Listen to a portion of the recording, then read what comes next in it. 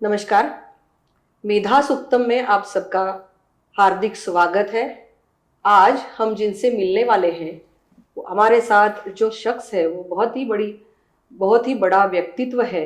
Supreme court के honourable lawyer, आपके सभी के जाने माने अश्विनी कुमार उपाध्याय जी।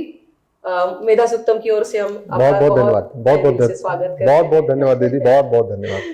आजकल आप YouTube पे और सारे सोशल मीडिया पे छाए हुए हैं।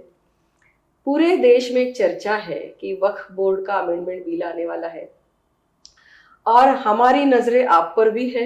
मैं भी जेपीसी में काम कर रही हूँ और ज़्यादातर जेपीसी में जो अंदर होता है मैं बात नहीं कर पाती बाहर, क्योंकि ये अलाउड नहीं है।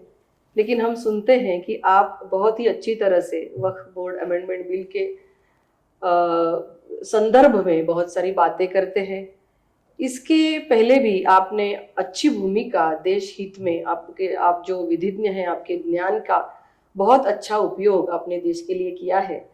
जैसे कि बोला जाए तो 370 कलम हो, 35A हो, 3 तलाक हो, 4 शादियों के बारे में आपने कुछ कहा हो, यूनिफाइड सिविल कोड के बारे में कहा हो, यूनिफाइड बैंकिंग कोड के बारे में आप हमेशा कहते रहते हैं। तो बहुत ही अच्छा योगदान आपका रहा है।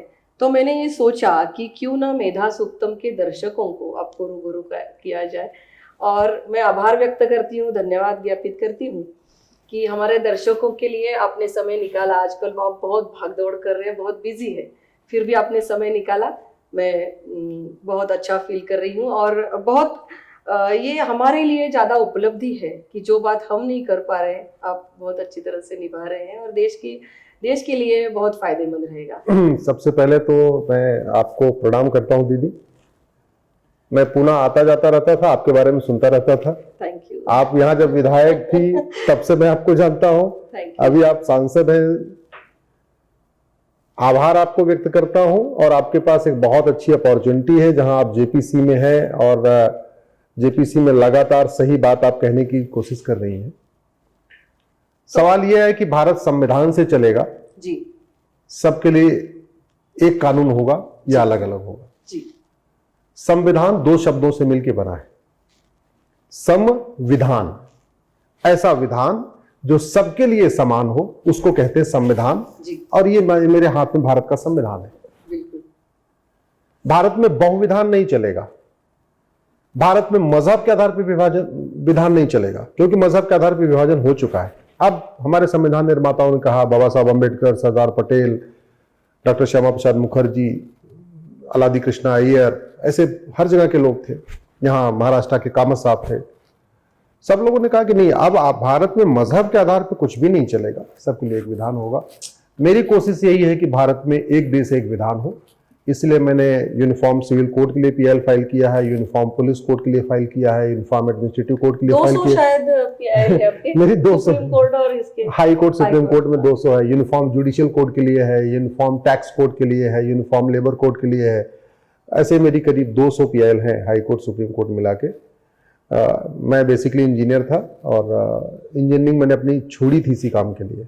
अच्छा। हाँ, मैं पहले मारुति में था, वहां छोड़ा मैंने इसी काम के लिए कि अब चलेंगे, अब सुप्रीम कोर्ट चलेंगे, वहां से देश की सेवा करेंगे। तो पहला सवाल हम इनसे पूछते हैं कि ये वक्फ क्या है और ऐसा कानून क्यों बनाया गया जो अलग अलग मजहब के लिए अलग अलग, हमारे देश में ऐसा बोर्ड क्यों बनाया गया और अब क्या रिक्वायरमेंट है कि अमेंडमेंट किया जा रहा है, इसके बारे में अगर आप हमें जानकारी दे। ये दीदी मेरे हाथ में वक्फ एक्ट है जी। शुरुआत इसकी अंग्रेजों ने किया था 1917 में जी। उसके बाद फिर 1954 में इसको नेहरू जी ने बनाया, फिर इंदिरा जी ने इसको मजबूत किया, उसके बाद राजीव गांधी जी ने इसको बदला। 1995 में नरसिम्हा राव जी ने पुराना जितना चल रहा था सबको खत्म करके एक नया बना दिया। 2013 में जाते जाते मनमोहन सिंह जी ने इसको और बदल दिया। वक्फ का मतलब होता है दान करना, वक्फ का मतलब होता है चैरिटी करना, डोनेट करना। तो जैसे हिंदू, जैन, बौद्ध, सिख दान कहते हैं, उसी को मुस्लिम्स वक्फ कहते हैं, उसी को क्रिश्चियन चैरिटी कहते हैं। बात एक ही है। अब दुर्भाग्य आप देखिए, हम कहते हैं भारत में संविधान है, संविधान का मतलब एक देश एक विधान, जो कानून होना चाहिए सबके डॉक्टर लिए। श्यामा प्रसाद मुखर्जी ने भी यही कहा था कि था। कश्मीर के लिए अलग विधान, अलग निशान और अलग नहीं होना करार चाहिए। लगे चलेगा। तो एक देश एक विधान का मतलब ये हुआ कि फिर वक्फ एक्ट होना नहीं चाहिए। बिल्कुल। अगर वक्फ एक्ट है तो हिंदू के लिए हिंदू बोर्ड और हिंदू ट्रिब्यूनल क्यों नहीं है, जैन के लिए जैन बोर्ड जैन ट्रिब्यूनल क्यों नहीं है, बौद्ध के लिए बौद्ध बोर्ड बौद्ध ट्रिब्यूनल क्यों नहीं है, यहूदी के लिए अपना बोर्ड अपना ट्रिब्यूनल क्यों नहीं है, बहाई के लिए अपना बोर्ड अपना ट्रिब्यूनल क्यों नहीं है, पारसी रहते हैं भारत में उनके लिए अपना बोर्ड अपना ट्रिब्यूनल। ऐसे लगभग 100 रिलीजन भारत में रहते हैं, 100 बिलीफ को फॉलो करने वाले भारत में रहते हैं, किसी के लिए नहीं है। तो ये वक्फ का मतलब दान करना होता है, कोई रॉकेट साइंस नहीं है। ये वक्फ कोई ऐसी चीज नहीं है केवल मुस्लिम करते हैं। भारत में सबसे ज्यादा वक्फ तो हिंदू करते हैं, सबसे ज्यादा जो वक्फ करते हैं उसको दान कहते हैं, जैन करते हैं। पूरे देश में धर्मशाला बनवाते हैं, बिरला जी बिरला मंदिर बनवाते हैं, बिरला धर्मशाला बनवाते हैं। ऐसे हमारे जितने माहेश्वरी समाज के लोग हैं, हमारे जैन क्या बोलते हैं मारवाड़ी समाज के लोग हैं, हमारे जो है वैश्य समाज के लोग हैं, अग्रवाल समाज के लोग हैं, सबसे ज्यादा चैरिटी तो वो करते हैं। अनफॉर्चुनेटली उनके लिए कोई अलग से नियम कानून नहीं है, लेकिन वक्फ के लिए है। हमारा यही विरोध है कि एक देश में दो विधान नहीं चलेगा, नहीं चलेगा। 2013 में जो बहुत ज्यादा ताकत इस बोर्ड को दी गई वो क्या है? 2013 में क्या हुआ कि और 95 में पहले दी हाँ, थी। कांग्रेस की सरकार ने पुराना जो वक्फ एक्ट नेहरू जी वाला था 1954 का, उसको वापस ले लिया और 1995 में जो कानून बनाया उसमें क्या हुआ, इसको अनलिमिटेड पावर दे दिया। मतलब वो जहां हाथ रख दें वही उनकी जमीन हो गई। उनको कोई जांच नहीं करना, कोई इन्वेस्टिगेशन नहीं करना, कोई कागज नहीं दिखाना, किसी को नोटिस भेजने से पहले भी नहीं करना कि हाँ ये जमीन है किसकी नहीं है। कंडीशन क्या डाला कि एक अखबार में नोटिस देंगे कि ये जमीन वक्फ की है, अगर 30 दिन के अंदर किसी ने जवाब नहीं दिया तो वो जमीन ऑटोमेटिक वक्फ की हो जाएगी। भारत में ऐसे भी अखबार निकलते हैं जिसको 100 लोग भी नहीं पढ़ते। बिल्कुल। ऐसे ऐसे भी अखबार निकलते हैं, आपके पुणे में भी निकलते होंगे, मुंबई में भी निकलते हैं, जो छपते हैं और ऑफिस में ही रहते हैं, बाहर कोई पढ़ता ही नहीं, खरीदता ही नहीं। तो उसमें यह भी नहीं लिखा कि किस अखबार में निकलना है, कि सर्कुलेशन वाइज टॉप 5 में निकलना है, टॉप 3 में निकलना है, स्टेट में जो सबसे ज्यादा सर्कुलेशन होगा उसमें निकल, कहीं कुछ कंडीशन नहीं। 2 लाइन की नोटिस निकालना है कि 10 लाइन की नोटिस निकालना, ये भी नहीं लिखा। छोटे छोटे फॉन्ट में लिखना या बड़े बड़े फॉन्ट में लिखना, ये भी नहीं लिखा। तो बड़ी चालाकी से वक्फ बोर्ड ने क्या किया, इन्होंने अपना छोटे छोटे ऐसे ऐसे अखबारों में नोटिस देते थे जिनको कोई पढ़ता ही नहीं है, और बाद में 30 दिन के बाद कलेक्टर को कहते थे ये जमीन वक्फ की हो गई है, अब इसको तुम ट्रांसफर कर दो। इस वक्फ एक्ट में जो 1995 में नेहरू नरसिम्हा राव ने कांग्रेस ने बनाया, उसमें कलेक्टर वक्फ बोर्ड के नीचे है। वैसे जो कलेक्टर होता है, जो डीएम होता है, या जिसको कहीं कलेक्टर कहते हैं, कहीं डिस्ट्रिक्ट मजिस्ट्रेट कहते हैं, वो जिले का मालिक होता है। इवन वो कप्तान से ऊपर होता है, सबसे ऊपर होता है वो जिले का। एजुकेशन डिपार्टमेंट हो, पुलिस डिपार्टमेंट हो, रेवेन्यू डिपार्टमेंट, सबका हेड कौन होता है? डीएम होता है। आपके महाराष्ट्र में इसको डीसी कहते होंगे, कलेक्टर कहते हैं, डीसी कलेक्टर। लेकिन ये वक्फ बोर्ड जो है ये डीसी के भी ऊपर बैठा हुआ है। मतलब अगर ये कह दे वक्फ बोर्ड को कि ये जो फलाने वाला जो गांव है ये वक्फ बोर्ड का है, तो डीएम की इतनी हिम्मत नहीं है उससे बोले कि नहीं नहीं तुम गलत कह रहे हो, ये तो हम इस गांव को, ये गांव तो 3000 साल पुराना। अगर वक्फ बोर्ड कहेगा इसको खाली कराओ, उसको खाली कराना है। मतलब इसमें इतनी पावर दे दिया गया कि अगर सुप्रीम कोर्ट को ये वक्फ बोर्ड कह दे कि ये सुप्रीम कोर्ट वक्फ बोर्ड की प्रॉपर्टी पे है, तो सुप्रीम कोर्ट के जो रजिस्ट्रार जनरल हैं उस वक्फ बोर्ड की नोटिस को कोर्ट में चैलेंज नहीं कर सकते।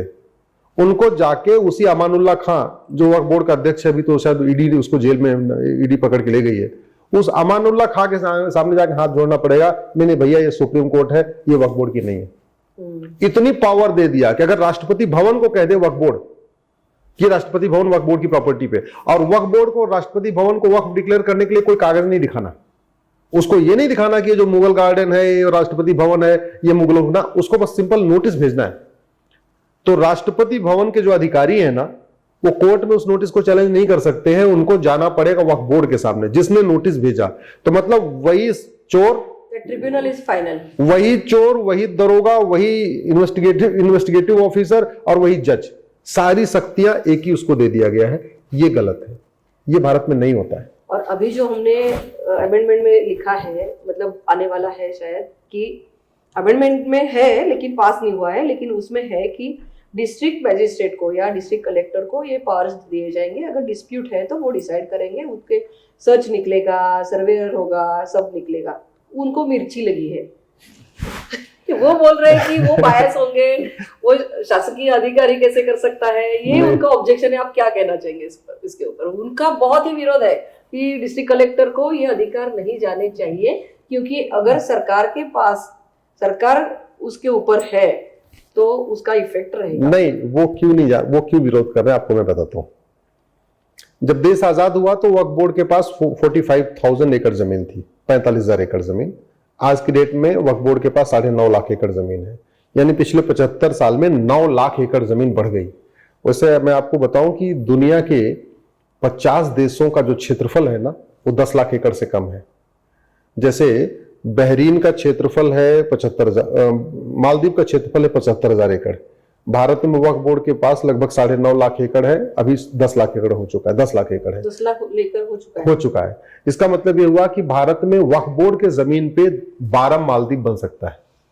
बहरीन का क्षेत्रफल 1,75,000 एकड़ है, वक्फ बोर्ड के पास 10 लाख एकड़ है, यानी भारत में वक्फ बोर्ड के ऊपर 5 बहरीन बन सकता है। भारत में वक्फ बोर्ड के ऊपर 3 सिंगापुर बन सकता है। भारत में वक्फ बोर्ड के ऊपर 2 मॉरिशस बन सकता है। भारत में वक्फ बोर्ड के ऊपर 2 लग्जमबर्ग बन सकता है। 50 देशों का क्षेत्रफल 10 लाख एकड़ से कम है और भारत में वक्फ बोर्ड के पास 10 लाख एकड़ जमीन है। वो इसलिए नहीं करना चाहते हैं क्योंकि सच्चाई ये है कि जैसे इसका विरोध कौन कर रहे हैं, जैसे ओवैसी हो गए, मदनी हो गए, बुखारी हो गए, बड़े बड़े पॉलिटिशियन, इन्होंने वक्फ बोर्ड के नाम पे 2-2 हजार एकड़ जमीन, 3-3 हजार एकड़ जमीन वक्फ बोर्ड के नाम पे इकट्ठा कर लिया है। उस पे फार्म हाउस खोल दिया है, उस पे उनके मैरिज हॉल चल रहे हैं, उस पे मतलब बड़ी बड़ी उस पे पार्टियां उनकी चल रही हैं, उसको उन्होंने किराए पे दे दिया है। बहुत सारी जगह तो दुकानें बना के उसको किराए पे उठा रखा है। मतलब दुनिया भर का उस पे वो सीधे सीधे, तो मैं अब नाम नहीं लेना चाहूंगा, लेकिन 3-4 ऐसे मैं नेताओं को जानता हूं जिन्होंने लगभग 3-3 हजार एकड़ जमीन वक्फ बोर्ड की जमीन को कब्जा करके रखा हुआ है, अलग अलग नामों से, उसको लीज पे करके, ये करके, वो करके, अलग अलग। बहुत इसका फायदा गरीब मुस्लिमों को भी नहीं हो रहा। एकदम नहीं। मैं कह रहा हूं कि भारत में 99% मुस्लिम्स को वक्फ बोर्ड का कोई फायदा नहीं मिला, 0।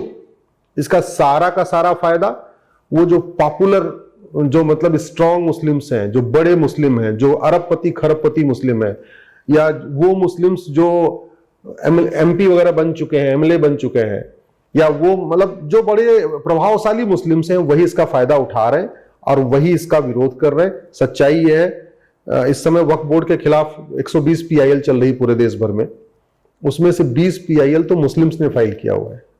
मुसलमान भी इससे परेशान है, उनकी जमीनों को भी वक्फ डिक्लेयर कर करके उस पर कब्जा कर लिया, अपना काम कर रहे हैं। तो ये अनकॉन्स्टिट्यूशनल के साथ साथ ये अपने आप में एक तरीके से मुसलमानों के भी खिलाफ है, और मैं इसको अनकॉन्स्टिट्यूशनल इसलिए कहता हूं जी। हाँ सर, आप उसको अनकॉन्स्टिट्यूशनल बोल रहे हैं, लेकिन वो बोल रहे हैं कि वो बोल रहे हैं कि ये आपको जो अमेंडमेंट है, हाँ, वो अनकॉन्स्टिट्यूशनल है। 25 section 25 and 26, article 25, article 25 and 26 के ऊपर वो ज्यादा फोर्सफुली बोल रहे हैं कि इसके खिलाफ ये आप अमेंडमेंट ला रहे हैं। देखिए, वो इसलिए बोल रहे हैं कि पहली बात तो भारत में झूठ बोलना अपराध नहीं है।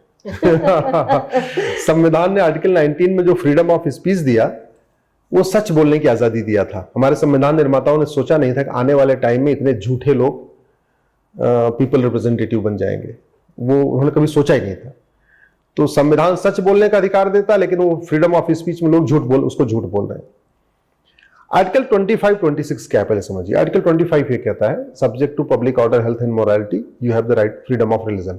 आपको अपना रिलीजन मानने की आजादी है, लेकिन सब्जेक्ट टू पब्लिक ऑर्डर, मतलब आप कोई अनैतिक काम नहीं करेंगे, ऐसा कोई रिलीजन मानने में काम नहीं करेंगे जिससे पब्लिक ऑर्डर डिस्टर्ब हो जाए, किसी का हेल्थ खराब हो जाए, ऐसा कोई काम नहीं करेंगे।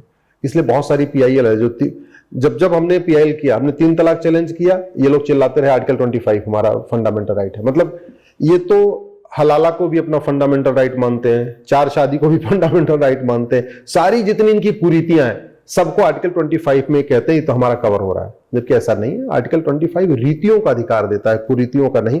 आर्टिकल 25 प्रथा का अधिकार देता है, कुप्रथा का नहीं। आर्टिकल 25 धर्म का अधिकार देता है, धर्मांतरण का नहीं। अच्छा। हाँ, ये तो सब आर्टिकल 25 में इन लोगों की कहानी पूरी चल रही है। हमने इसको चैलेंज किया है, हाल ही मेरी धर्मांतरण पे भी मेरी पीएल चल रही है सुप्रीम कोर्ट में।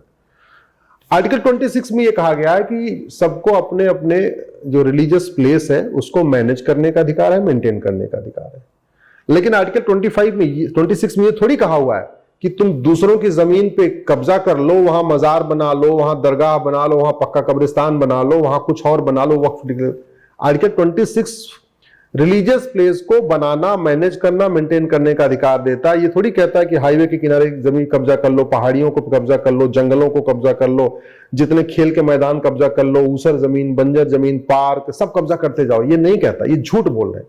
और झूठ इसलिए बोल रहे हैं क्योंकि संविधान में लिखा क्या है इसकी थोड़ी जानकारी बहुत कम लोगों को है। उसका फायदा ओवैसी एंड कंपनी उठा रही है कि कुछ भी झूठ बोल दो, संविधान तो कोई खोलेगा नहीं, आर्टिकल 25-26 में क्या लिखा कोई पढ़ेगा नहीं। लेकिन मैं तो रिक्वेस्ट करता हूं सबको एक बार आर्टिकल 25-26 पढ़ना चाहिए, लिखा क्या है। ये इसलिए अनकॉन्स्टिट्यूशनल है क्योंकि भारत के संविधान में WAQF कहीं लिखा ही नहीं, कहीं भी नहीं लिखा। ये जो वक्फ एक्ट बना है ना, ये संविधान के बिल्कुल खिलाफ बना हुआ है। संविधान में वक्फ कहीं लिखा ही नहीं है। तो ये कैसे इंट्रोड्यूस हुआ? बस ये बन गया तो बन गया, जैसे आर्टिकल 370 बन गई, आर्टिकल 35 में बन गया, प्लेस ऑफ वर्शिप एक्ट बन गया। कांग्रेस ने, मुगलों ने यहां पे इस्लाम को फैलाने के लिए नियम कानून बनाए, अंग्रेजों ने क्रिश्चियनिटी फैलाने के लिए नियम कानून बनाया, और कांग्रेस ने दोनों का काम आगे बढ़ाया। क्रिश्चियनिटी को फैलाने के लिए भी नियम कानून बनाया और इस्लाम को फैलाने के लिए भी नियम कानून बनाया। ये वक्फ एक्ट जो नेहरू जी ने 1954 बनाया है, केवल और केवल इस्लाम को आगे फैलाने के लिए बढ़ाया था, क्योंकि उसके पहले अंग्रेज 1894 में लैंड एक्विजिशन एक्ट बना के भारत की लाखों एकड़ जमीन चर्च को दे चुके थे। तो अंग्रेजों, पूरे भारत में आप देख लीजिए जहां जहां सिविल लाइन बनी है, आपके पुणे में भी सिविल लाइन है ना, हाँ, ये सब उसी 1894 वाले कानून से बनी है। और आपकी सिविल लाइन में भी ना चर्च के पास जमीन होगी, क्रिश्चियन के पास वहां जमीन होगी। ये काम उन्होंने किया ही था, इसी काम के लिए किया था। तो 1894 में अंग्रेजों ने पूरे देश भर में अलग अलग सिविल लाइन बना बना के चर्च को एस्टेब्लिश कर दिया, मिशनरीज को एस्टेब्लिश कर दिया, चर्च अपने मिशनरीज के स्कूल खुलवा दिए, मिशनरीज के हॉस्पिटल खुलवा दिए। किसी भी देश पे कब्जा करने का 3 तरीका होता है। वहां एक कम्युनिटी का आप रिलीजियस प्लेस बनवाते जाइए, उनके हॉस्पिटल खुलवाते जाइए, उनके स्कूल खुलवाते जाइए, तो उनका वो प्रमोशन होता गया, प्रोपोगेशन। अल्टीमेटली चर्च में और आज की डेट में जो मिशनरी स्कूल है, हॉस्पिटल है, वहां पे धर्मांतरण भी बड़ा तेजी के साथ होता है। नेहरू जी ने फिर क्या किया, 1954 बनाया, बाद में बदला है।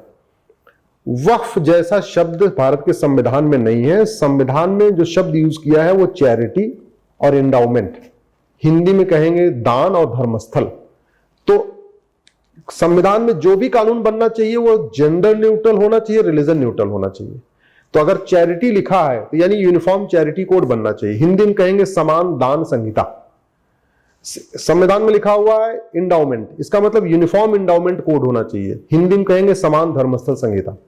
संविधान में प्रॉपर्टी लिखा हुआ है यानी यूनिफॉर्म प्रॉपर्टी कोड होना चाहिए, समान संपत्ति संहिता।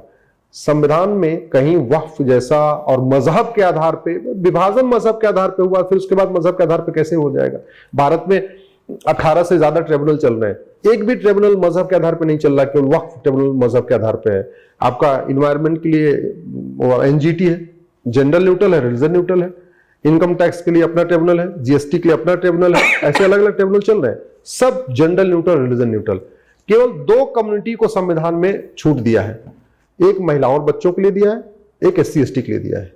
महिलाओं बच्चों के लिए अलग से आप मंत्रालय बना सकते हैं, अलग से आप आयोग बना सकते हैं, अलग से उनके लिए योजना बना सकते हैं, अलग से उनके लिए बजट एलोकेट कर सकते हैं। ये कॉन्स्टिट्यूशन का आर्टिकल 15 कहता है। ऐसे आर्टिकल 46 में आप SC ST के लिए अलग से मंत्रालय बनाइए, अलग से कमीशन बनाइए, अलग से उनके लिए ट्रिब्यूनल बनाइए, अलग से उनके लिए बजट एलोकेट करिए, सब कुछ अलग से कर सकते हैं। 2 ही कम्युनिटी, तीसरे किसी को इसमें छूट नहीं दी हुई है। वक्फ बोर्ड ये जेंडर न्यूट्रल नहीं है, वक्फ ट्रिब्यूनल भी रिलीजन न्यूट्रल नहीं है।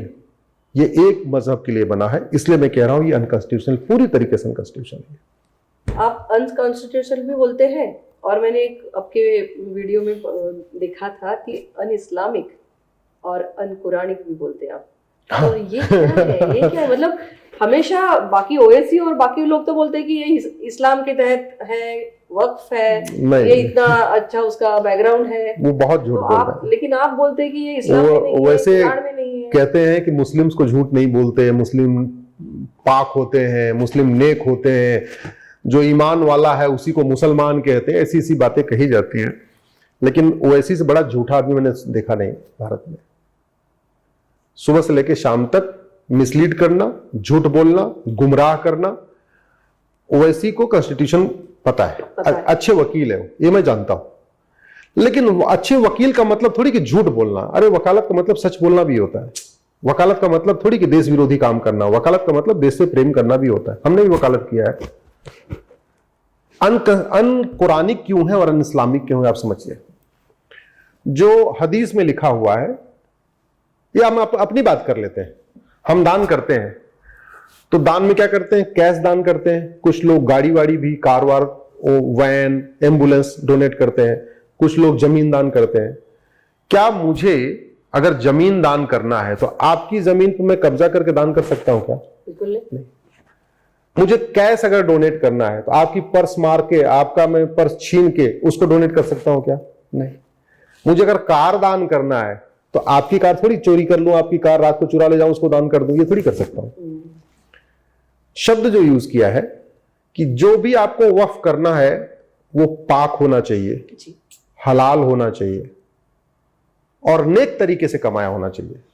इसका मतलब कि हमारी जो पुश्तैनी जमीन है और हमारे पिताजी दादाजी ने जो नेक तरीके से, ईमानदारी से, मेहनत से कमाया, वो जमीन हम दान कर सकते हैं।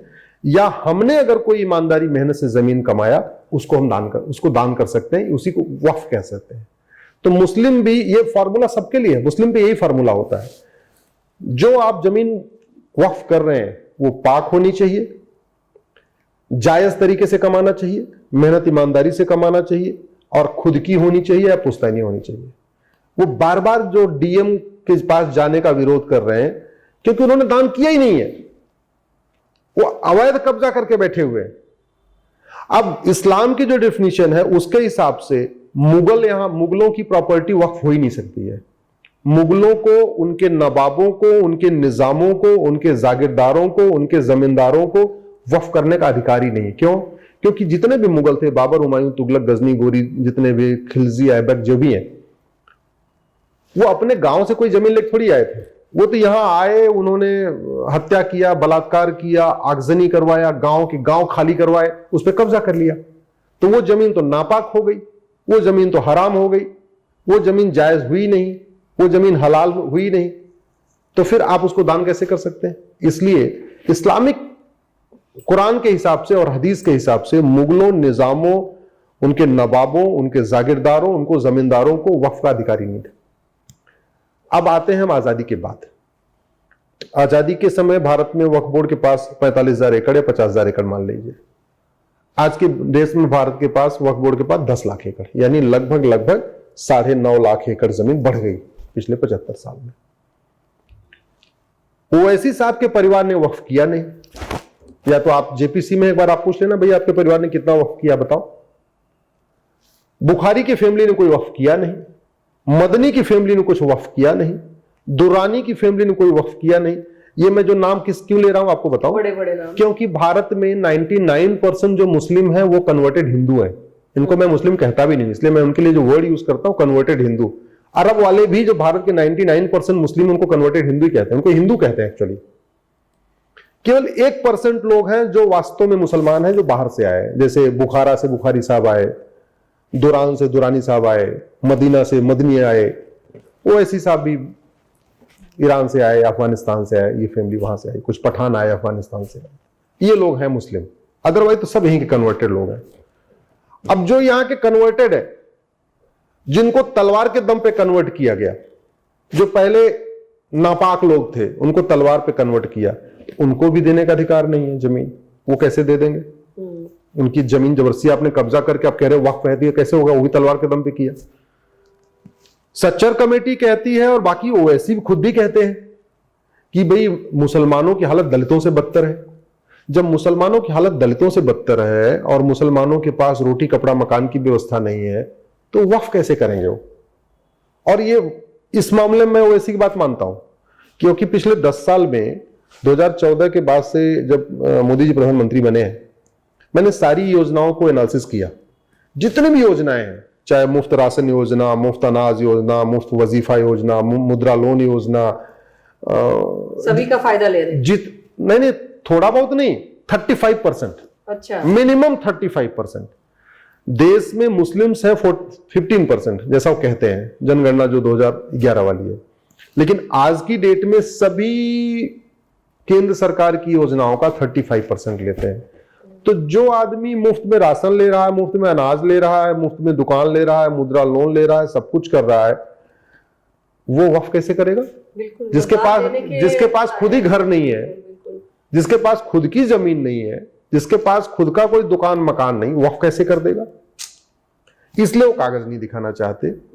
मेरा ये मानना है, ये जो 9 लाख से ज्यादा है, 9.5 लाख एकड़ जमीन बढ़ी है पिछले 75 साल में, ये पूरी तरीके से इस घटिया कानून का दुष्परिणाम है। वक्फ बाई यूजर है। चारागाह जितने थे उस पर कब्जा कर लिया, गोचर जमीन पे कब्जा कर लिया, बंजर जमीनों पे जहां जहां जगह मिली वहां कब्जा करते गए, हाईवे के किनारे कब्जा करते चले गए, नदियों के किनारे काफी जमीनें होती है ना, नदी चौड़ी होती है, तो वहां किनारे किनारे कब्जा करते चले गए, पहाड़ियों के किनारे कब्जे करते चले गए, जंगलों में कब्जा करते चले गए। ये पूरी जमीन अवैध रूप से कब्जा करके रखी हुई है। और कब्जा इसलिए किया, वक्फ बाई यूजर जो नरसिम्हा राव ने 1995 में जो कानून में लिख दिया था, उसी का फायदा उठाया है। नेहरू जी ने जो उसको यूज किया था, उसी का फायदा उठाया। अदरवाइज अंग्रेजों के समय में इतनी जमीन नहीं थी। मैंने आपको कहा, कानून पहला बना 1917 में, देश आजाद हुआ 1950 में, संविधान लागू हुआ 1950 में। 1917 से 1950 में टोटल कितनी जमीन? 45,000 एकड़। और 1950 से जैसे ही नेहरू का कानून बनता है 1954 में, एक जमीन बढ़ना शुरू होती है। 1995 में जैसे कांग्रेस का फिर से कानून नया वाला आता है, 1995 वाला वर्ड, फिर से जमीन बढ़ती है। तो 1954 से 1995 तक लगभग 4.5 लाख एकड़ जमीन होती है। 1995 से अभी 24 तक आते आते फिर 4 लाख से ज्यादा हो जाती है। अंग्रेजों के टाइम में टोटल जमीन होती है 45,000 एकड़, और आजाद भारत में हो जाती है एकड़ 10 लाख एकड़। ये जो जमीन बढ़ी है केवल और केवल कांग्रेसी कानून के कारण हुई है, कब्जा। इसलिए मैं बार बार कहता हूं, इस देश को अगर बचाना है तो आपको अंग्रेजी कानून तो 100% खत्म करना पड़ेगा। क्योंकि अंग्रेजों ने एक भी कानून हमारे लिए नहीं बनाया था, हमारे देश के लिए नहीं बनाया, भारत के लिए नहीं बनाया, सनातन संस्कृति के लिए नहीं बनाया। और कम से कम 50% कांग्रेसी कानून भी खत्म करना पड़ेगा। क्योंकि कांग्रेस ने जितने कानून बनाए वो अच्छे मोटिव के साथ नहीं बनाए, अच्छे इंटेंशन के साथ नहीं बनाए। कांग्रेस ने या तो कानून क्रिश्चियनिटी को प्रमोट करने के लिए बनाया, या तो उन्होंने इस्लाम को प्रमोट करने के लिए बनाया। कांग्रेस ने एक भी कानून सनातन धर्म को, भारत की संस्कृति को, भारत की परंपरा को, वसुधैव कुटुंबकम की भावना को, नारी तू नारायणी की भावना को, सर्वमंगल मांगल्य की भावना को, इसको प्रमोट करने के लिए एक भी कानून नहीं बनाया। या तो उन्होंने क्रिश्चियनिटी प्रमोट करने के लिए बनाया, या तो इस्लाम को प्रमोट करने के लिए बनाया।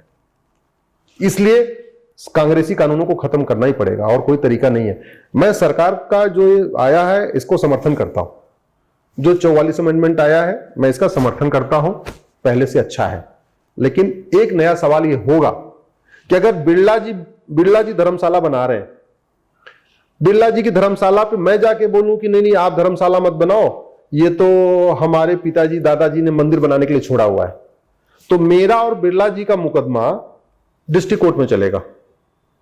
अब बिरला जी धर्मशाला बना रहे हैं और ओवैसी जाके बोले कि भैया ये यहां धर्मशाला मत बनाओ, हमारे अब्बू ने यहां पे कुछ और करने के लिए छोड़ा हुआ है, तो जानते हैं वो मुकदमा वक्फ ट्रिब्यूनल में चला जाए। मतलब खुद की केस का खुद ही जज बने, हाँ, ऐसा तो नहीं के तहत तो नहीं।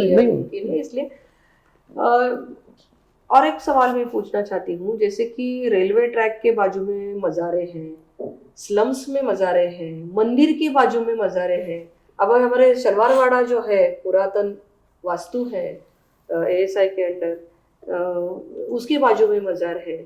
बहुत सारे ऐसे, मतलब पहले बोला जाता था देवगिरी प्रांत, अभी संभाजीनगर डिस्ट्रिक्ट है, वो वहाँ के बहुत सारे ऐसे मॉन्यूमेंट्स है, फोर्ट्स है सुरक्षित क्षेत्र में, और उसके बीच में मज़ार है, और मज़ार बोलते हैं कि हमारे वक्फ की प्रॉपर्टी है। ये क्या मसला है? देखिए, इसलिए तो कह रहा हूं कि ये वक्फ एक्ट ही अनकुरानिक है, अन इस्लामिक। अजान में दिन में 5 बार क्या बोला जाता है? ला इलाहा इल्लल्लाह। अल्लाह के अलावा दूसरे किसी की इबादत नहीं करना। आप कभी नोटिस करना, मुस्लिम्स अपने माता पिता का भी पैर नहीं छूते। अच्छा। हाँ, जैसे हम लोग अपने माता पिता को, हम तो कहते हैं कि माँ जननी जन्म भूमि से स्वर्गादप गरीयसी, भगवान श्री राम ने बोला कि माँ और मातृभूमि स्वर्ग से बढ़ के है। बिल्कुल। हम माँ को स्वर्ग से बढ़ के मानते हैं, माँ के गोद को, माँ के चरण को स्वर्ग से बढ़ के मानते हैं। इस्लाम में इसका कॉन्सेप्ट नहीं है। इस्लाम में कहा गया ला इलाहा इल्लल्लाह, अल्लाह के अलावा और कहीं झुकना ही नहीं है। G20 का सम्मेलन हुआ था दिल्ली में, सारे राष्ट्राध्यक्ष राजघाट गए गांधी जी के समाधि स्थल पे, लेकिन अरब के सुल्तान MBS वो नहीं गए, क्योंकि राजघाट पे अगर जाके झुक गए तो ला इलाहा इल्लल्लाह वायलेट हो जाएगा। अच्छा। हाँ, इसीलिए मजार दरगाह और पक्का कब्रिस्तान बनाना, मजार दरगाह और पक्के कब्रिस्तान पे जाना, ये दोनों हराम है इस्लाम के नजरे में। इसलिए आपको कुवैत, दुबई, बहरीन, अरब, मस्कट, ओमान, कतर, कहीं पे आपको एक भी मजार नहीं मिलेगी, एक भी दरगाह नहीं मिलेगी, एक भी पक्का कब्रिस्तान नहीं मिलेगा। कुरान वही है जो अरब में है, वही भारत में है। हदीस वही है जो अरब में है, वही भारत में है। जो त्योहार मनाते हैं वो उसी तरीके से मनाते हैं जैसे अरब में मनाया जाता है। ईद उसी दिन मनाते हैं जिस दिन अरब में मनाया जाता है। जो रोजा रखते हैं शाम को वैसे ही खजूर खा के तोड़ते हैं जैसे अरब में रखते हैं। बाकी सब कुछ अरब का फॉलो होता है। अच्छा। मुस्लिम्स कहीं पे दरगाह और एक भी, मैं तो कह रहा हूं कि मुझे कोई एक व्यक्ति बताए कि एक देश नहीं, वो जितने भी खाड़ी देश हैं, किसी भी खाड़ी देश में एक भी मजार कोई मुझे दिखा दे, एक भी दरगाह दिखा दे, एक भी पक्का कब्रिस्तान दिखा दे। वहां के जो शेख हैं बड़े बड़े अरबपति खरबपति, उनके घर में ना बाकायदा गोल्ड की चम्मच होती है, चांदी की प्लेटें होती, चांदी की थाली में खाना खाते हो, उनकी भी कब्र पक्की नहीं होती है। अच्छा। अगर वो इतने पैसे वाले हैं, अगर वो पक्का कब्रिस्तान सिस्टम शुरू हो जाए ना, तो वो अपने कब्र के बाहर वो डायमंड जुड़वा वो तो डायमंड का कब्रिस्तान बनवा लेंगे। लेकिन भारत में हम देखते हैं कि अजमेर दरगाह पे तो बहुत सारे लोग जाते हैं, मतलब क्या बोले, मैं आपको क्या कह रहा हूं, मैं तो यही तो पूछ रहा हूं। अच्छा, आप देखिए, बाकी हर चीज पे भारत में फतवा जारी होता है जी। संगीत सुनना हराम, गाना हराम, बजाना हराम, मेकअप करना हराम, ठीक है। लेकिन बहुत से फिल्म एक्टर्स तो हैं। नहीं, फिल्म उनके ऊपर उनका फतवा काम नहीं करता। अदरवाइज आप देखिए ना, देवबंद से रोज फतवा आता रहता है, होली मनाना हराम, दिवाली मनाना हराम, होली दिवाली पे विश करना, शुभकामना देना हराम, रंग लगाना हराम। मतलब जो कुछ भारत का है वो सब हराम है। भारत का त्योहार मनाना हराम, भारत की संस्कृति को अपनाना हराम, भारत की वेशभूषा को पहनना हराम, भारत के रीति रिवाज को मनाना हराम, भारत की जीवन शैली को जीना हराम। सब कुछ हलाल कौन सा, जो अरब में चलता है। लेकिन आज तक मैं कई लोगों से पूछ चुका कि ये बताओ मुझे कि भैया वहां तो मजार दरगाह पक्का कब्रिस्तानी भारत में क्यों है, उसके ऊपर ये फतवा नहीं जारी करते। क्यों नहीं जारी करते? फायदे के लिए। फायदे के लिए, एग्जैक्टली। और इसीलिए मजार दरगाह पक्का कब्रिस्तान पे मुस्लिम नहीं जाते। कन्वीनियंटली थोड़ा भाई पैसा भी आ रहा है, मजारों से पैसा आ रहा है, दरगाह से पैसा आ रहा है, और लैंड जमीन मिल रही है। भाई अवैध आप घर कब्जा, अगर मान लो आप सड़क के किनारे घर बनाओ तो उसके तोड़ने के भी चांसेस रहेंगे। और घर बनाने के लिए आप कितना कब्जा कर पाओगे? 200 गज कर लोगे, 300 गज कर लोगे। लेकिन आपने मजार बना के सीधे 2 एकड़ कब्जा कर लिया तो आपका 2 फायदा हुआ।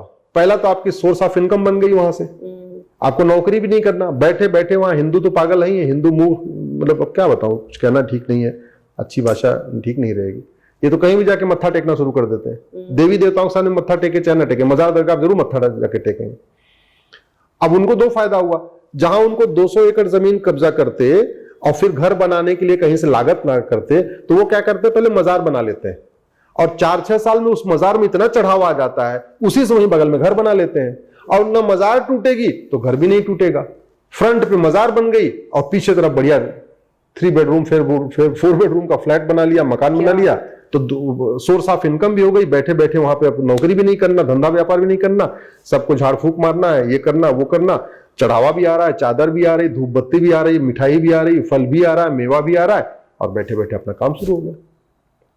तो ये हराम है। इसलिए तो मैं कहता हूं ये कानून मजार को, दरगाह को और पक्के कब्रिस्तान को वक्फ डिक्लेयर कर रहा है, जबकि मजार, दरगाह और पक्का कब्रिस्तान हराम है, अन इस्लामिक है, अन कुरानिक है।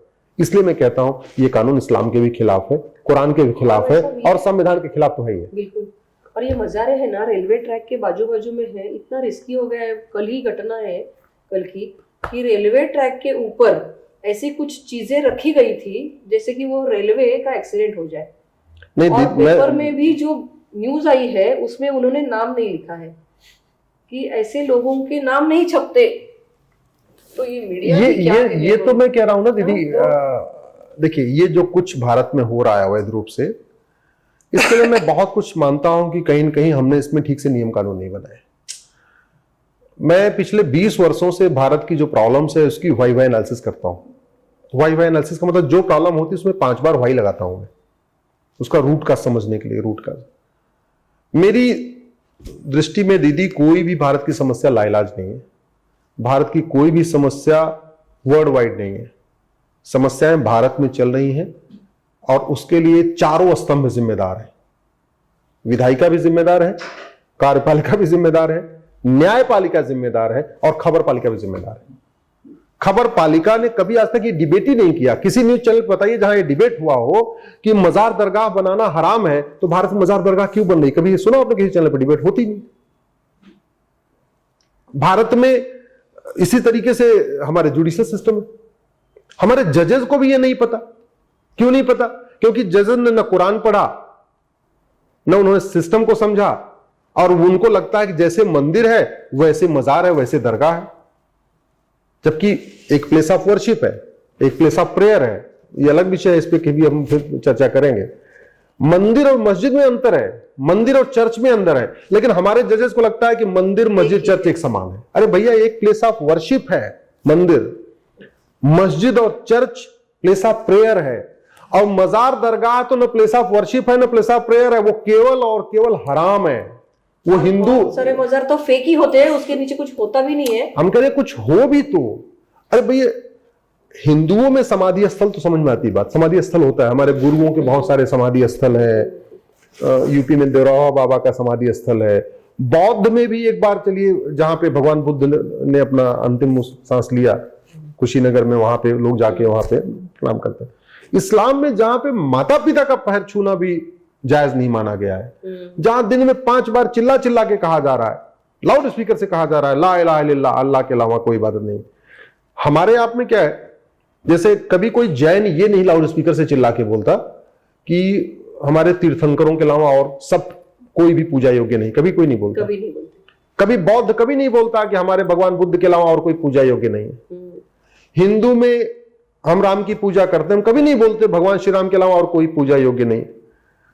साउथ में जो शैव है वो कभी नहीं कहते कि शंकर जी के अलावा और कोई किसी की कोई पूजा योग्य नहीं है। जो वैष्णव है वो भी नहीं कहते कि भगवान विष्णु के अलावा, सब अपनी अपनी करते हैं, दूसरों को भी कर लेते हैं। इवन हम लोगों के मंदिर में तो हनुमान जी की भी मूर्ति है, शंकर जी की मूर्ति है, विष्णु जी की भी मूर्ति है, देवी जी की भी मूर्ति है, सबकी मूर्ति है।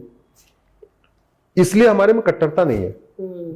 कट्टरता तब आती है जब आप अपने बच्चे को ये सिखाते हो, जैसे मान लो मैं सिखाना शुरू करूं कि हनुमान जी के अलावा कोई पूजा योग्य नहीं है, हमारा बच्चा खुद ही रेडिकलाइज हो जाएगा, खुद ही हो जाएगा रेडिकलाइज। हिंदुओं में, जैन में, बौद्ध में, सिख में रेडिकलाइजेशन इसलिए नहीं होता, हम सबको मानते हैं कि सच एक ही है, उसको पाने का रास्ता अलग अलग है, अलग अलग है। एक ये डिफरेंस है। लेकिन ये जो वक्फ है, मैं मूल मुद्दे पे आता हूं, ये पूरी तरीके से अनकॉन्स्टिट्यूशनल है, अनकुरानिक है, अन इस्लामिक है। और मैं तो चाहूंगा कि जिस दिन वक्फ बोर्ड मुझे इस पे समय, वो आपकी जेपीसी में मुझे समय मिलेगा, मैं वहां पे आके इसको बाकायदा डिटेल प्रेजेंटेशन दूंगा, और जितने सवालों के जवाब हैं जो झूठ बोला जा रहा है आपके जेपीसी में, खासतौर पे ओवैसी या और भी जो इंडी गठबंधन के लोग जो झूठ बोल रहे हैं, उन सारे वो पूरी तरीके से, मतलब उनकी कोई लॉजिक है नहीं, उनके पास कोई आर्ग्यूमेंट नहीं है। मैं ये पूछ रहा हूं, अगर वक्फ बोर्ड चलना चाहिए तो हिंदू बोर्ड हिंदू ट्रिब्यूनल क्यों नहीं होना चाहिए? जैन बोर्ड जैन ट्रिब्यूनल क्यों नहीं होना चाहिए? बौद्ध बोर्ड बौद्ध ट्रिब्यूनल क्यों नहीं होना चाहिए? फिर एक ही कम्युनिटी के लिए क्यों? एक बार चलो माइनॉरिटी के लिए समझ में आता है, कुछ एक कानून बनाते तो भी समझ में आता है, हालांकि माइनॉरिटी के लेवल से बना नहीं सकते। विरोधी पार्टी के नॉन मुस्लिम्स भी इसके वक्फ के बोर्ड के साइड में बात करते हैं, तो वो तो ऐसे है कि जैसे मुस्लिम तो करेंगे, हाँ, लेकिन ये भी उनको क्या हो गया मालूम नहीं, अपना खुद की आइडेंटिटी भूल गए ऐसा लगता है कि नहीं, वो भी उतने उससे डबल वॉइस में चिल्ला चिल्ला के बोलते हैं।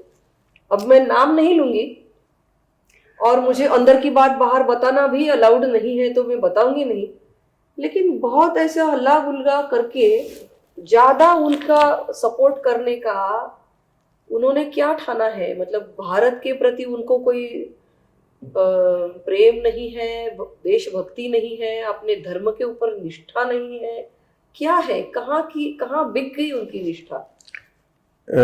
एक कहावत है दीदी, बाप बड़ा ना भैया, सबसे बड़ा रुपया। ओके, ठीक है, सारा खेल पैसे का है। कुछ लोगों को खाड़ी देशों से हवाला के जरिए फंडिंग आती है, कुछ लोगों को वेस्ट कंट्रीज से एफसीआरए के जरिए फंडिंग आती है, अच्छा, कुछ लोगों के वाइफ के एनजीओज हैं उससे फंडिंग हो जाती है, कुछ लोगों के माता पिता के नाम पे एनजीओ चल रहा है उनको फंडिंग हो जाती है। अच्छा, तो कोई मॉनिटर नहीं करता? ये अलाउड कैसे है? ये सबसे बड़ी समस्या है। अब आपको क्या बताऊं, यहाँ पे मेरी तो एक पीआईएल चल रही है यूनिफॉर्म बैंकिंग कोड पे। मैं तो चाहूंगा सब आप लोग एक बार uniform banking code Ashwini Upadhyay Google करिएगा। 50,000 करोड़ रुपए भारत को बर्बाद करने के लिए हर साल आ रहा है, और आ रहा है जो बाहर की बैंकें जिनकी ब्रांच भारत में है, जैसे एचएसबीसी हो गया, अमेरिकन एक्सप्रेस हो गया, वेस्टर्न यूनियन हो गया, ऐसे बहुत सारी बैंकें जिनके भारत में ब्रांचेज हैं, वो बाहर से फंडिंग कर रही है, आरटीजीएस एनईएफटी को यूज करती हैं। आरटीजीएस हमारा आरबीआई का सॉफ्टवेयर के लिए देखता है कि कोड क्या हुआ, अगर उसमें आरटीजीएस एनईएफटी है तो उसको डोमेस्टिक ट्रांजेक्शन मान लेता है, और आ रहा है पैसा बाहर से। बहुत बड़ा खेल चल रहा है। प्लस भारत के अंदर जो ड्रग स्मगलिंग का पैसा इकट्ठा हो रहा है, भारत के अंदर ड्रग स्मगलिंग से बहुत बड़ा पैसा इकट्ठा हो रहा है, और हमारे लिए बहुत बड़ा नुकसान यह है कि सबसे ज्यादा जो ड्रग घर में जा रही है वो हमारे आपके बच्चों के बीच में जा रही है। ऐसा कोई स्कूल, ऐसा कोई कॉलेज आप पुणे में देख लीजिएगा, आप पता कर लीजिएगा, मैं आपको बता रहा हूं, मैं नाम नहीं लेना चाहूंगा, मैं दिल्ली एनसीआर में देख रहा हूं, ऐसा कोई लॉ कॉलेज, ऐसा कोई मेडिकल कॉलेज, ऐसा कोई एमबीए कॉलेज, ऐसा कोई इंजीनियरिंग कॉलेज नहीं है जहां पे ड्रग नहीं बिक रही है, गांजा, अफीम, चरस, कोकीन नहीं बिक रही है। अंदर कैसे आती है? अंदर इसलिए आती है, एक तो हमारा कानून घटिया है, और करप्शन, घुसपैठी भी है, और दूसरा सबसे बड़ी बात कि हमारी न्यायपालिका सड़ चुकी है, मुकदमों का फैसला जल्दी होता नहीं है। अगर नार्को पॉलीग्राफ ब्रेन मैपिंग इनका कर किया जाए तो फटाफट मुकदमों का फैसला हो जाएगा। सुप्रीम कोर्ट का 2010 का जजमेंट आ गया कि नहीं जी, आप नार्को पॉलीग्राफ ब्रेन मैपिंग करेंगे तो आर्टिकल 20 का वायलेशन हो जाएगा। आर्टिकल 20 में लिखा हुआ है कि आप किसी को मजबूर नहीं कर सकते अपने खिलाफ गवाही देने के लिए, लेकिन जब ये संविधान बन रहा था तो व्हाट्सएप था ही नहीं, ऑनलाइन सिस्टम था ही नहीं, narco polygraph brain mapping test के लिए फैसिलिटी पैदा होगी हमारे संविधान में सोचा ही नहीं था। संविधान का इंटरप्रिटेशन हमेशा वर्तमान परिस्थितियों के हिसाब से करना चाहिए। अगर हम कोई जांच करने में हमको 5 महीने लग रहा है और वही जांच हमको 24 घंटे के अंदर पूरी हो जा रही है, नार्को टेस्ट करने से, पॉलीग्राफ टेस्ट करने से, ब्रेन मैपिंग करने से, तो वो हमें करना चाहिए। तो दुर्भाग्यवश ऐसे 2-4 फैसले आ गए हैं जिसमें भी उसके कारण वो काम रुका पड़ा हुआ है, नार्को पॉलीग्राफ ब्रेन मैपिंग का। फंडिंग बहुत बड़ी मात्रा में हो रही है, करप्शन इतना है कि बॉर्डर पे करप्शन हो रहा है। ठीक है, अभी एक दरोगा पकड़ा गया, 10 लाख रुपए उसने ड्रग स्मगलर से लिया था, बरेली में पकड़ा गया यूपी में। अब आप सोचिए कि अगर उसने ड्रग स्मगलर से 10 लाख रुपए लिया था तो किस लिए लिया था? ड्रग स्मगलर को ड्रग बेचने की छूट देने के लिए। अब दरोगा अगर 10 लाख रुपए ले लेगा तो ड्रग स्मगलर ड्रग का काम रोकेगा नहीं, और ज्यादा करेगा, क्योंकि जो 10 लाख दे दिया उसको भी निकालना है उससे ना। भारत में करप्शन सनातन संस्कृति के लिए, सनातन धर्म के लिए बहुत बड़ा खतरा है। जासूसी पैसे के लिए हो रही है, देश से गद्दारी पैसे के लिए हो रही है, अवैध हथियार पैसे के लिए आ रहा है, ब्लैक मनी से आ रहा है। मणिपुर जल रहा है ब्लैक मनी के कारण, फॉरेन फंडिंग के कारण। नागालैंड, मिजोरम, मेघालय हिंदू थर्ड क्लास जिंदगी जी रहे हैं, वहां पे जो अलगाववादियों की पूरी फंडिंग हो रही है ब्लैक मनी से हो रही है, तो बाहर से हो रही है, फॉरेन फंडिंग होती है एफसीआरए वगैरह के जरिए। घुसपैठिए बॉर्डर पे आके 2000 रुपए देते हैं, अंदर आ जाते हैं, अंदर आते हैं 2000 रुपए में आधार बनवा लेते हैं, 2000 में राशन कार्ड बनवा लेते हैं, 2000 रुपए में बर्थ सर्टिफिकेट, 2-3 हजार रुपए में डोमिसाइल सर्टिफिकेट, 3000 रुपए में ड्राइविंग लाइसेंस, सब बनवा लेते हैं। 10 से 12 हजार रुपए में 4-5 डॉक्यूमेंट बनवा लेते हैं, फिर जनधन खाता खोल लेते हैं, और मुफ्त में अनाज, मुफ्त राशन, मुफ्त में मकान, मुफ्त में दुकान, मुफ्त में वजीफा, ये सारा कर लेते हैं। कैसे हो रहा है? पैसे के कारण। मतलब 15,000 रुपए लगाते हैं और 2 साल के अंदर सरकार से 5 लाख रुपए का मुद्रा लोन, ये लोन, वो लोन, वजीफा सब ले लेते हैं, सब ले लेते हैं। वैसा मैंने ये भी सुना है कि वो हिंदू नाम लेके आते हैं अलग। हाँ, 2014 के पहले इस पे मेरी दीदी की PIL है, सुप्रीम कोर्ट में चल रही है। जब मैंने 2017 में PIL फाइल किया था तो मैंने कहा था कि इस समय 5 करोड़ आ चुके हैं। 5 करोड़ लोग घुसपैठिए 2017 में। 17 में अभी तो 24 में अभी तो ज्यादा है, तो 5.5 करोड़ के आसपास हो चुके हैं। फिर उनके बच्चे भी यहां पैदा हो रहे हैं लगातार। 2014 के पहले जब तक कांग्रेस की सरकार थी, ये घुसपैठिए अपने असली नाम से सारे डॉक्यूमेंट बनवाते थे। 2014 के बाद जैसे ही बीजेपी सरकार आई, केंद्र में मोदी जी आए और अलग अलग राज्यों में भी बीजेपी की सरकार बन गई। जैसे 2017 में यूपी में बीजेपी की सरकार बन गई, आपके महाराष्ट्र में बीजेपी की सरकार बन गई, असम में बन गई, उड़ीसा में अब बन गई है। अब इन्होंने स्ट्रेटजी बदल दिया। अब ये घुसपैठिए जहां बीजेपी की सरकार है, स्टेट गवर्नमेंट, वहां ये हिंदू नाम से सारे डॉक्यूमेंट बनवा रहे हैं। और जहां नॉन बीजेपी है, बंगाल हो गया, केरल हो गया, वहां अभी भी अपने असली नाम से बनवा रहे हैं। 4-5 साल के बाद जो बड़ी योजना चल रही इनकी, ये पूरे देश भर में कन्वर्जन शुरू करेंगे। कहेंगे भैया हिंदू धर्म खराब है, ये है, छुआछूत है, मंदिर नहीं जाने देते, ये नहीं करने देते, और फिर कहेंगे हम तुझे कन्वर्ट होकर इस्लाम कबूल कर रहे हैं। एक्चुअल में है वो सारे मुस्लिम, वो केवल भारत में अपना डॉक्यूमेंट बनवाने के लिए हिंदू बने हैं। तो भारत के लिए बहुत बड़ा खतरा आया है। दुर्भाग्यवश इस पर ठीक से न तो जागरूकता हो पा रही, न चर्चा हो पा रही है। तो ये पूरे दुनिया को ऐसे दुनिया में ये दिखाएंगे कि देखो भैया, ये तो हर शहर में पता चला, एक संडे को, एक फ्राइडे को पूना में 10,000 लोग कन्वर्ट हो रहे हैं, अगले फ्राइडे को मुंबई में 10,000 लोग कन्वर्ट हो रहे हैं, अगले फ्राइडे को कोल्हापुर में कन्वर्ट हो रहे हैं, अगले फ्राइडे को नागपुर में कन्वर्ट हो रहे हैं। एक 2028-29 के आसपास 28 में पूरा चेन शुरू होगी। पूरे देश में हर फ्राइडे को 10,000 लोग कन्वर्ट होंगे। बड़ी बड़ी खबरें बनेगी, BBC छापेगा, इंटरनेशनल मीडिया छापेगा, अल जजीरा उसको छापेगा कि देखिए हिंदुस्तान में किस तरीके से बड़े पैमाने पर लोग इस्लाम को कबूल कर रहे हैं। और मूल कारण क्या? पैसा। इसलिए मैं कहता हूं, अगर भारत को बचाना है, भारत की संस्कृति को बचाना है, तो भ्रष्टाचार को देशद्रोह घोषित करना पड़ेगा। जितनी सजा बलात्कारियों को होती है, वही सजा भ्रष्टाचारियों को मिलेगी, तब जाके भ्रष्टाचार रुकेगा। फर्जी डॉक्यूमेंट्स अगर बनवाए जाते हैं, फर्जी डॉक्यूमेंट, हाँ, तो सजा बड़ी होनी चाहिए। आप जरा सोचो ना, पहले भारत में क्या होता था, प्रेगनेंसी के दौरान टेस्ट करा लेते थे अल्ट्रासाउंड पे कि बेटा है कि बेटी, और जैसे ही पता चलता था कि बेटी है तो उसको एबॉर्ट करा देते, एबॉर्शन करा लेते थे। नतीजा क्या था कि पहले लड़के और लड़की का रेशियो 850 से 1000 था। 850 लड़की तो 1000 लड़के। सरकार ने कानून बनाया, उसमें कठोर प्रावधान किया। उसमें यह भी किया कि अगर जो टेस्ट करेगा उसका लाइसेंस रद्द हो जाएगा, उसकी अल्ट्रासाउंड की मशीन रद्द हो जाएगी। 3 साल की सजा का उसमें प्रावधान कर दिया। टेस्ट कराने वाले को भी सजा, टेस्ट करवाने वाले को भी सजा।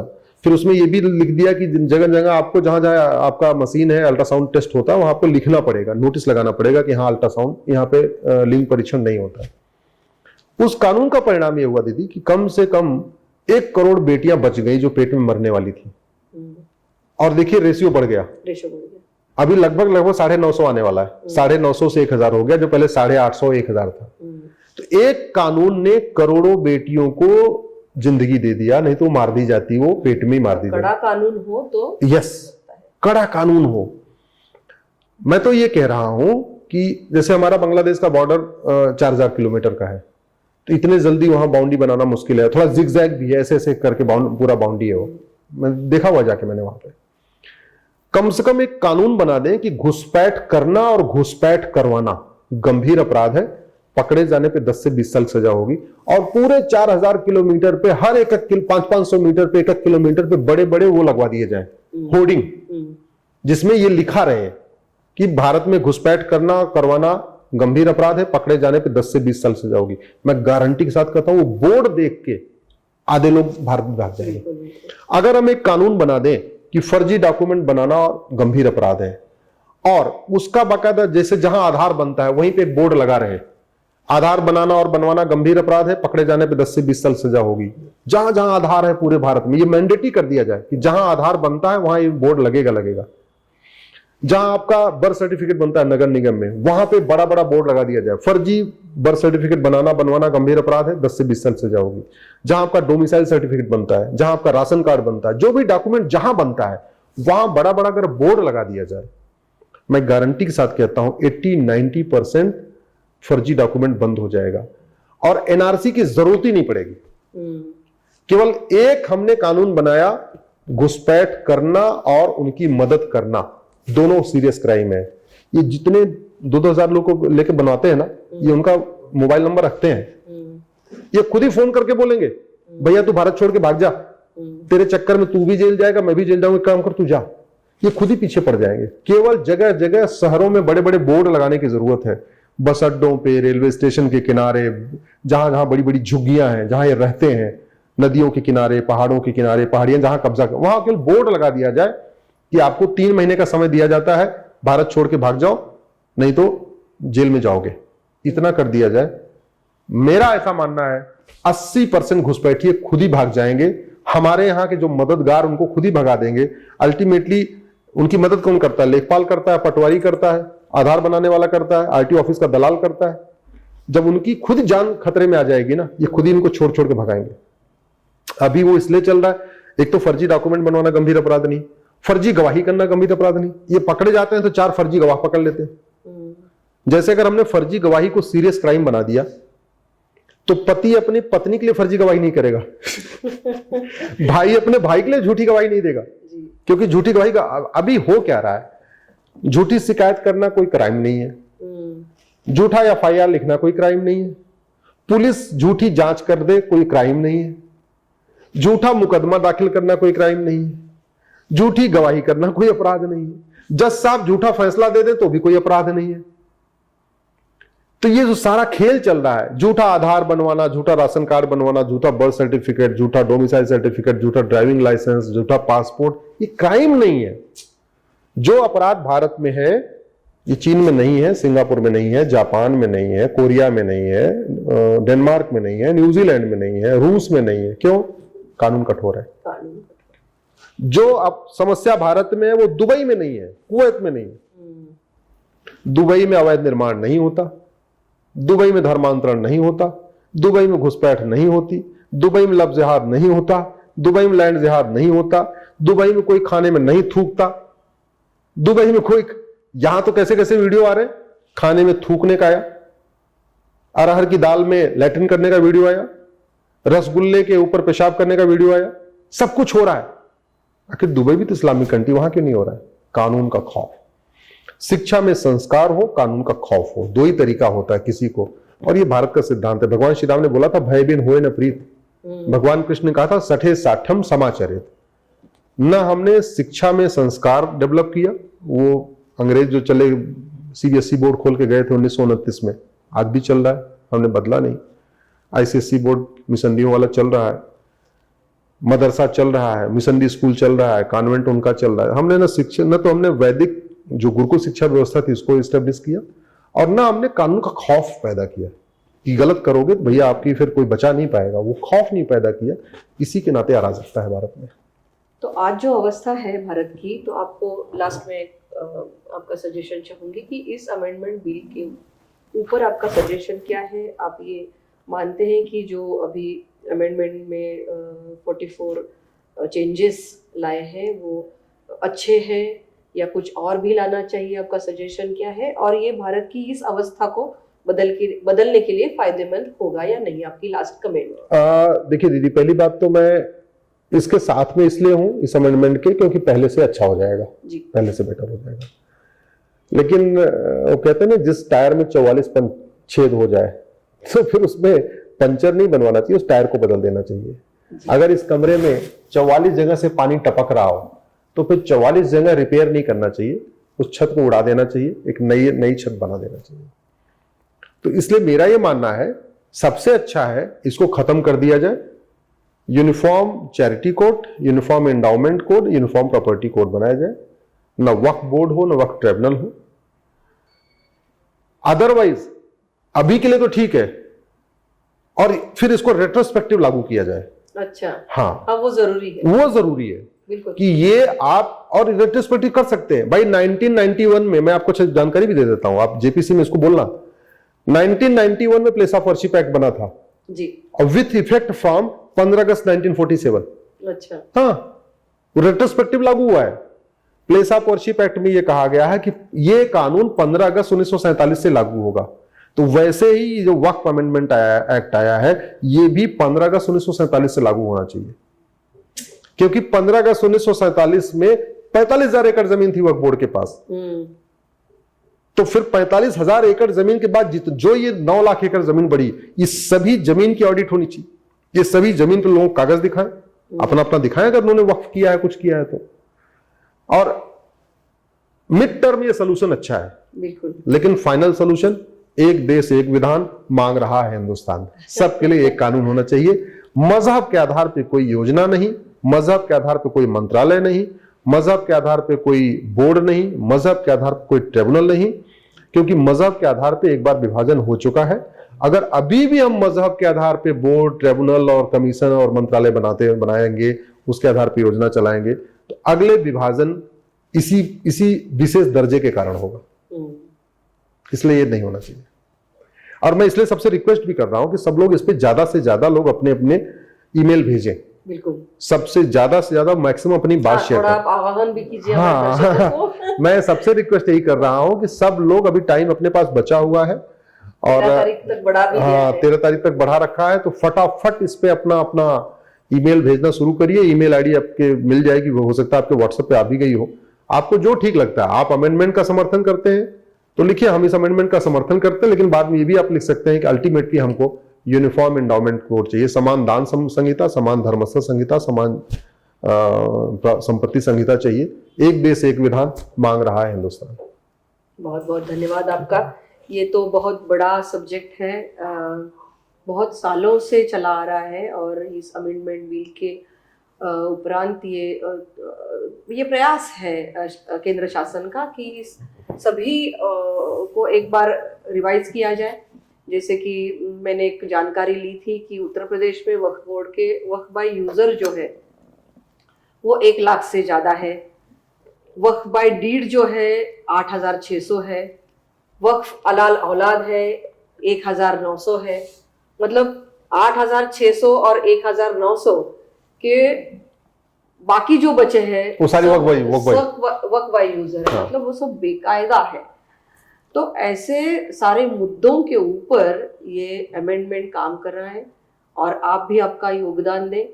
जितने भी व्यूअर्स ये देख रहे हैं, भाई साहब का बहुत अच्छा मार्गदर्शन रहा, बहुत अच्छा ज्ञान हमें मिला इस एक्ट के बारे में, अमेंडमेंट के बारे में। ओरिजिनल क्या था, इस्लाम धर्म क्या कहता है, शरीयत क्या कहता है, कुरान क्या कहता है इसके बारे में आपने, और संविधान क्या कहता है। सबसे ज्यादा महत्वपूर्ण ये है कि संविधान क्या कहता है, और किसी धर्म के ऊपर संविधान। एक बात और बता दो। हाँ जी। ये बार ओवैसी इसको जो फ्रीडम ऑफ रिलीजन और आर्टिकल 25 ले जा रहे हैं, जी जी, ये मैटर आर्टिकल 25-26 का नहीं है जी। ये प्योरली लैंड का मैटर है, जमीन का मामला है, और जमीन का मामला हमेशा डिस्ट्रिक्ट कोर्ट से डिसाइड होता है, अलग से ट्रिब्यूनल से नहीं होता। जो भारत में ट्रिब्यूनल चल रहे हैं वो किसी जमीन के लिए नहीं चल रहे हैं, ये केवल वक्फ ट्रिब्यूनल है, जमीन का मैटर डिसाइड करता है। जमीन का मैटर सिविल प्रोसीजर कोड है 1908 में बना हुआ, उससे डिसाइड होगा। उसको चकबंदी अधिकारी, एसओसी, डीडीसी, यहाँ आपके यहाँ कुछ अलग टर्म यूज करते होंगे, कलेक्टर, हाँ वो यूज करते हैं, लेकिन ये कोई ट्रिब्यूनल वगैरह डिसाइड नहीं करता। जमीन का मामला district court, high court, supreme court, यही इसका तरीका है। एक देश एक कोर्ट, अलग से कोर्ट नहीं चलेगी। इन लोगों ने क्या किया है, अपने personal law matter, personal law को डिसाइड करने के लिए, शादी विवाह के मैटर बाकी डिसाइड करने के लिए, इन्होंने अपने भारत की जो कोर्ट है उसके पैरेलल में एक और कोर्ट बना रखी, उसको दारुल कज़ा कहते हैं। अच्छा। हाँ, मैंने उसको सुप्रीम कोर्ट में चैलेंज किया हुआ है जी। इन्होंने पूरा पैरेलल में तहसील स्तर तक इन्होंने दारुल कज़ा बना दिया है कि भैया डिस्ट्रिक्ट कोर्ट मत जाओ, दारुल कज़ा आओ, शादी विवाह का कोई मैटर डिसाइड करना है तो। चाह रहे हैं कि नहीं हमको district court, high court, supreme court नहीं जाना है, हमको ट्रिब्यूनल चाहिए। क्यों? क्योंकि वहां कागज नहीं दिखाना है, वहां सारे इनके जांच करने वाले भी ये, देखने वाले भी ये, नोटिस इशू करने वाले भी यही, और फैसला करने वाले भी यही।